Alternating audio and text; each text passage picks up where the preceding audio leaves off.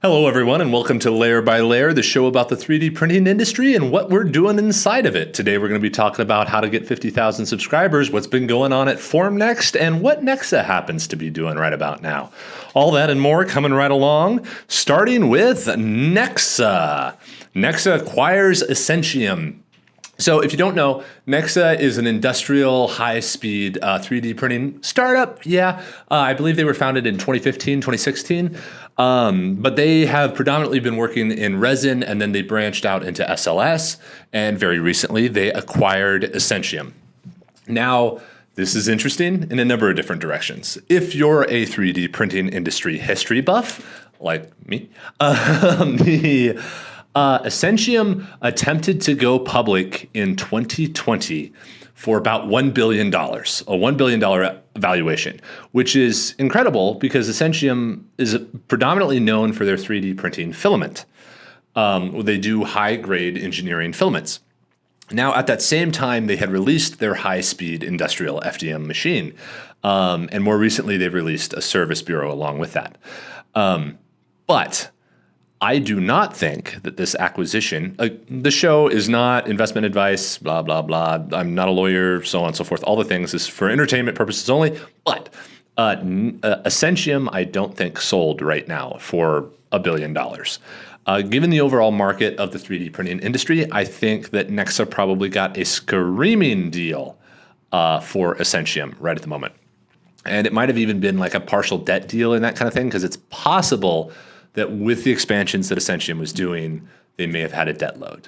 Not very likely. Management-wise, Essentium is, I would consider, a very solid company. They're doing great work over there, and they've always been very focused, and that's a good thing. But I do not think that they sold for $1 billion.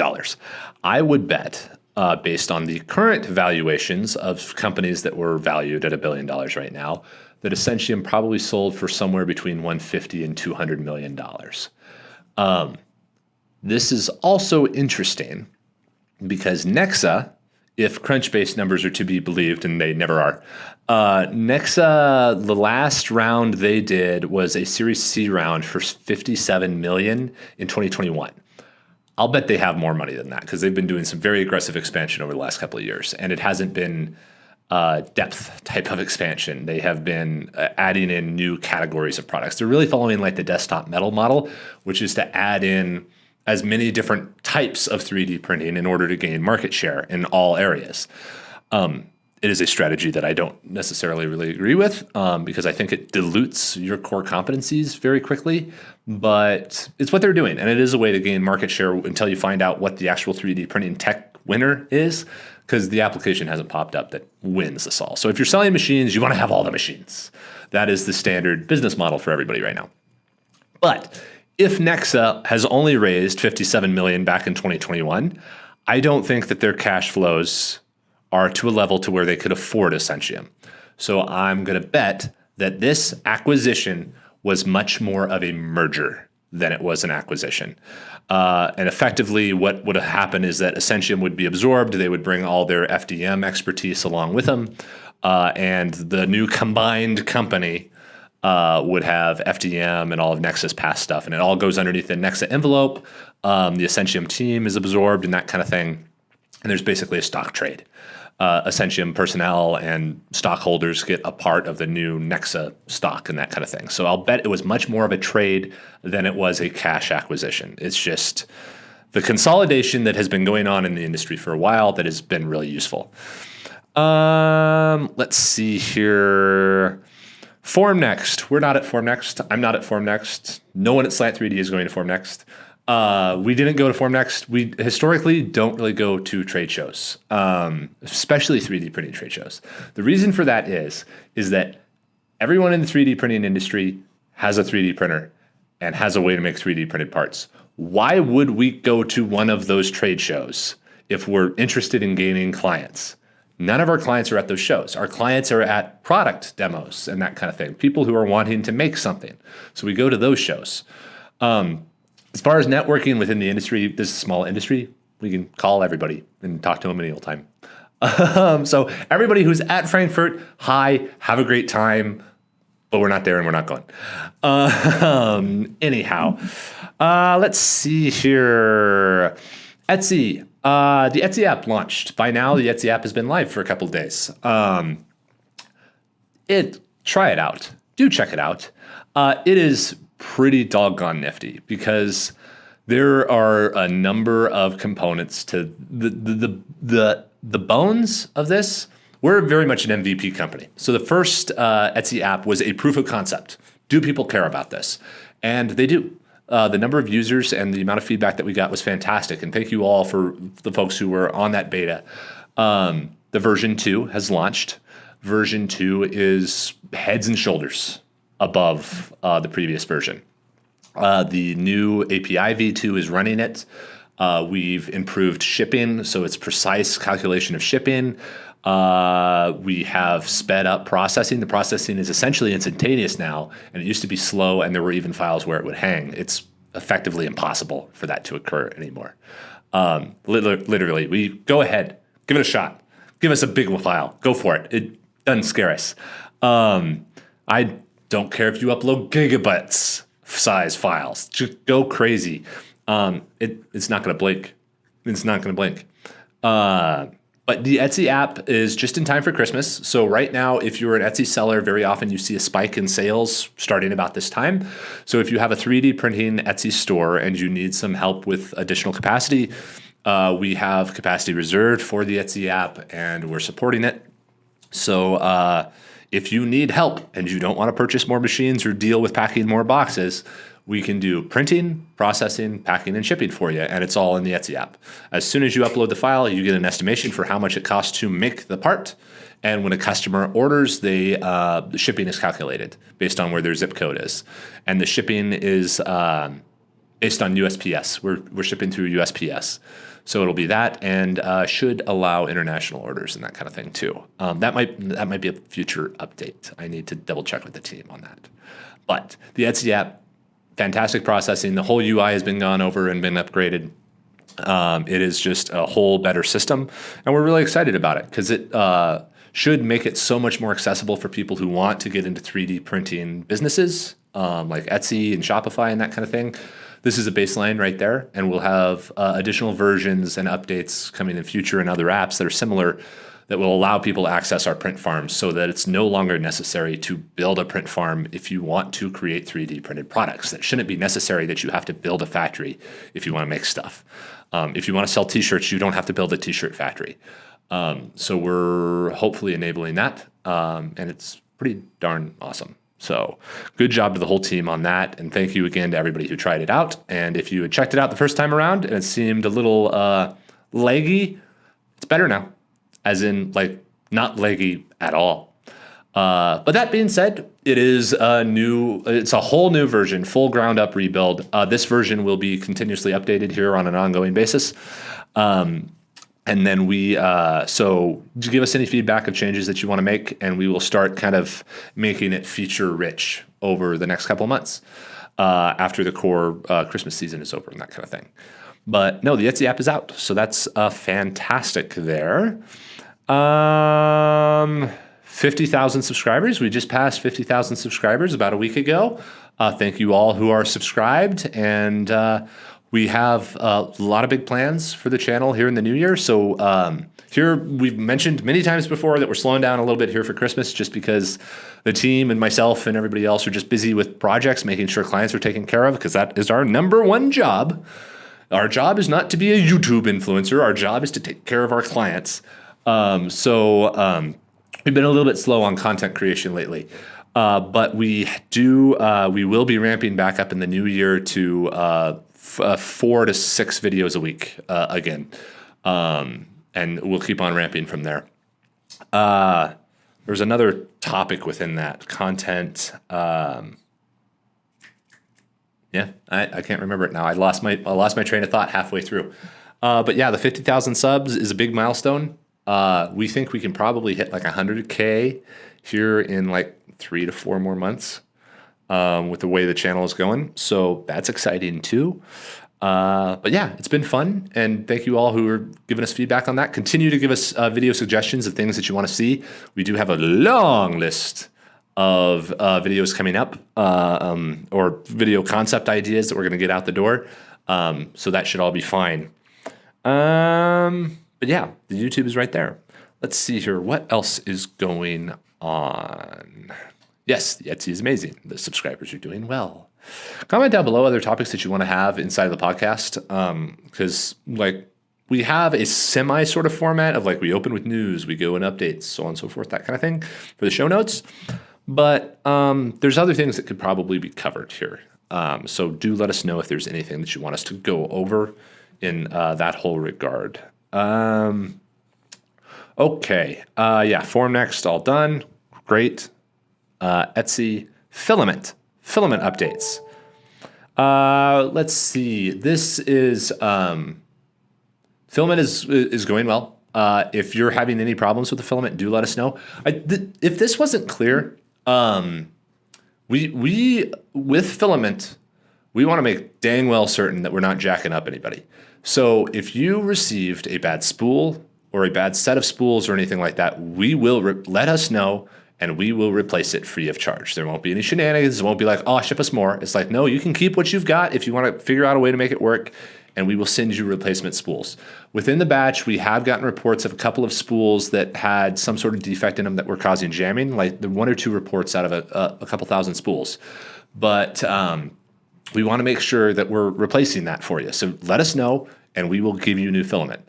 Plus, we are into the updated version of Filament now, so it should be even more printable than the last one there, because we've refined it a little bit more for like consumer feedback. So do let us know if there's any of those issues. Let us know immediately, and we will replace it free of charge immediately. Because yeah, there's no we do it really as like an incentive to tell us that something's wrong. Because if you simply don't reorder, we can't fix the issue, and we can't always know what the issues are. So tell us if you had a problem, and we will get it fixed. Right now, based on feedback, it looks like the vacuum sealing problem is done. We did start deploying reused spools.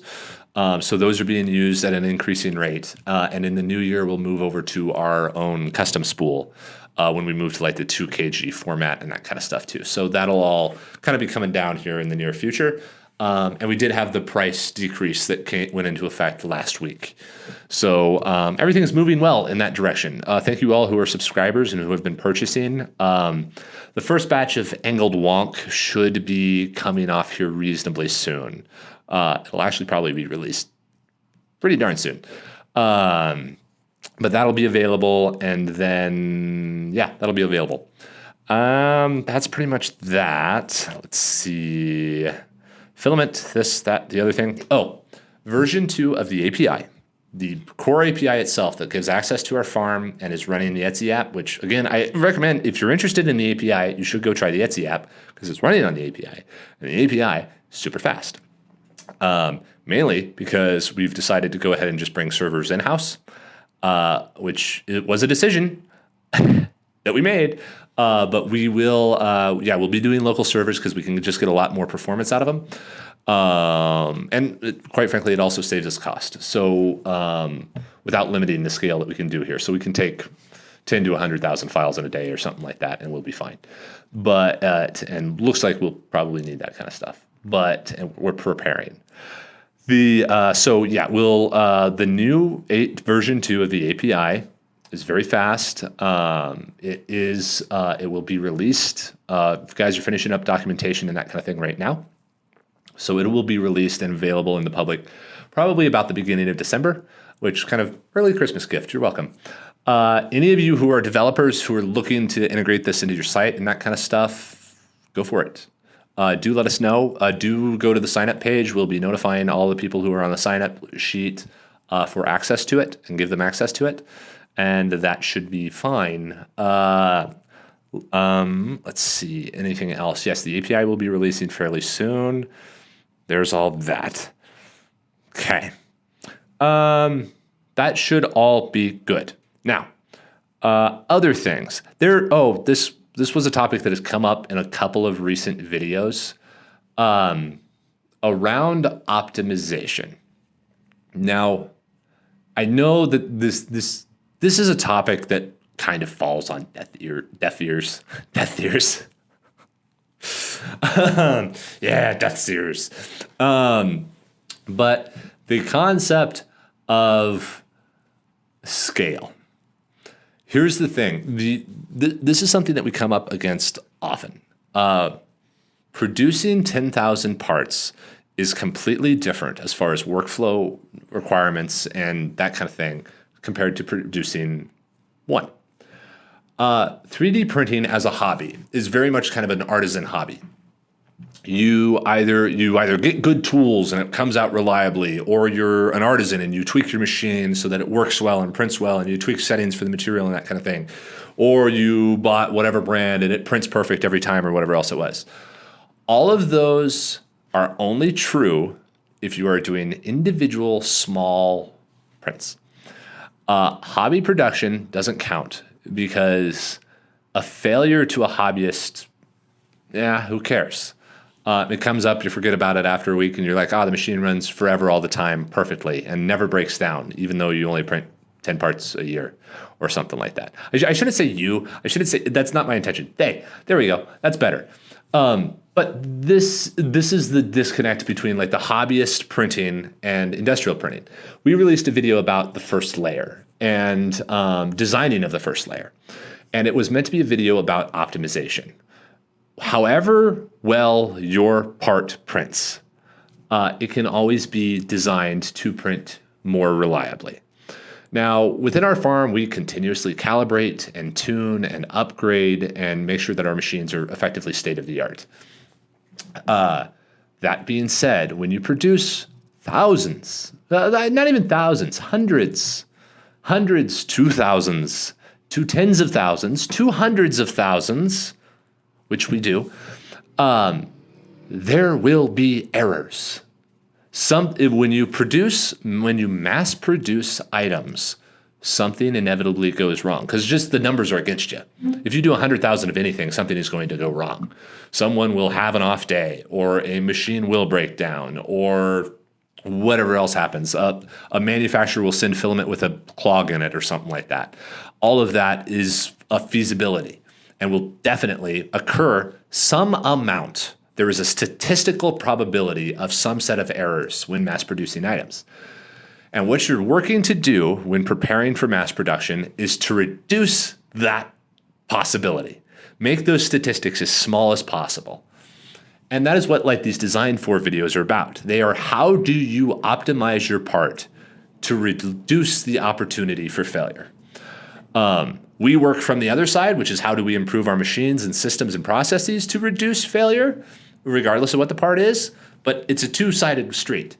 But very often, within our comments, people talk about, my printer never does that, or whatever else it was. And it's like, yes, your printer does.